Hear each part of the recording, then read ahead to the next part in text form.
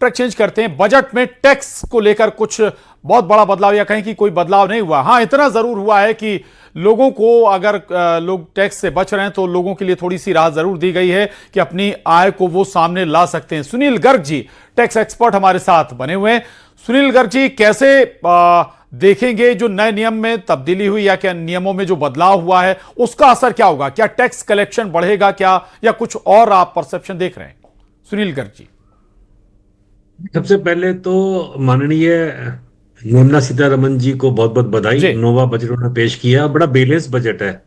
जहां तक टैक्स के मोर्चे का सवाल है, जी पिछली बार सरकार ने 12 लाख तक की इनकम टैक्स एग्जेम्प्ट कर दी थी। बिल्कुल। और सैलरीड एम्प्लॉयज के केस में 12,75,000 तक कोई टैक्स नहीं है, और ये नियम 1 अप्रैल 2026 से लागू हो जाएंगे। तो इस बार हमें ये उम्मीद थी कि शायद स्लैब में कोई बदलाव ना हो, पर हाँ, सरकार ने एडमिनिस्ट्रेटिव मोर्चे में बहुत बदलाव किए। जी टैक्स पेयर्स को बहुत सारी दिक्कतों का सामना करना पड़ रहा था, तो उन दिक्कतों को दूर करने की कोशिश की है।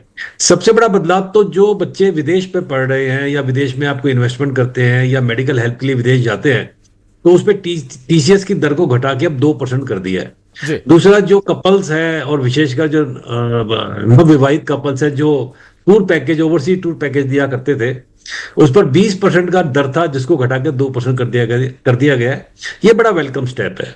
एक जो बहुत बड़ा बिटवीन द लाइंस पढ़ने के बाद में समझ में आया बजट में, क्या होता था अभी तक कि मान लीजिए आपका बच्चा या आप कोई विदेश में पढ़े या आपको इसोप मिल गए, आप एम्प्लॉइज हैं, और जनरली आपको पता होगा आजकल जो यंग एम्प्लॉइज हैं जो आईटी सेक्टर में काम करते हैं, उनको इसोप मिल जाते हैं फॉरेन कंपनी के। जी पर आपने डिक्लेयर नहीं किया तो उसमें 10 लाख की पेनल्टी हुआ करती थी, और बाद में उस पेनल्टी को उठा के 2 लाख रुपए तो कर दिया था। लेकिन क्योंकि वो ब्लैक मनी एक्ट में आती थी और बहुत सारे लोग उसको डिस्क्लोज करना भूल जाते थे, जी मतलब इंटेंशनली अनजाने में भूल जाया करते थे।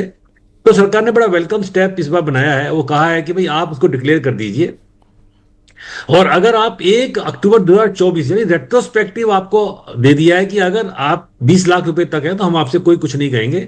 अगर 1 करोड़ रुपए की प्रॉपर्टी भी आप डिक्लेयर कर रहे हैं तो आप पे टैक्स मांगा है 30%, अब वो दे दीजिए और हम उसको आपसे कोई पेनल्टी और कोई प्रोसिक्यूशन आप पे लॉन्च नहीं करेंगे। जी तीसरा, व्यापारी वर्ग को हमेशा एक शिकायत रहती थी कि हमारे पर जब आप टैक्स में कोई भी असेसमेंट होती है तो उसमें आप टैक्स भी लेते हैं, साथ में पेनल्टी भी लेते हैं, ब्याज भी लेते हैं, और फिर प्रोसिक्यूशन की तलवार भी लटक जाती है हमारे ऊपर।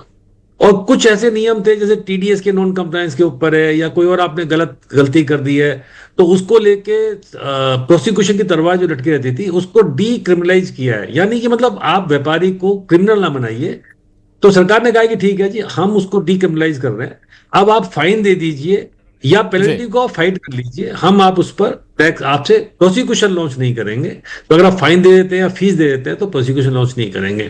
तो इस तरह के नियमों ठीक में है। बदलाव करके बिल्कुल सरकार बिल्कुल, ने यानी कि बहुत सारा भले ही सीधे तौर पर टैक्स रिबेट ना मिली हो, लेकिन बहुत स्तर पर आम जनता के लिए यहां पर राहत दी गई, चाहे वो बाहर घूमने जा रहा हो या फिर बच्चे पढ़ाई करने बाहर जा रहे हो, या फिर अगर उनके पास एक्स्ट्रा मनी है तो फिर वो ऑफेंसिव नहीं होगी, बल्कि उसका आप एक पर्टिकुलर जो टैक्स है वो भरकर आप उस रकम को एक्सपोज कर सकते हैं।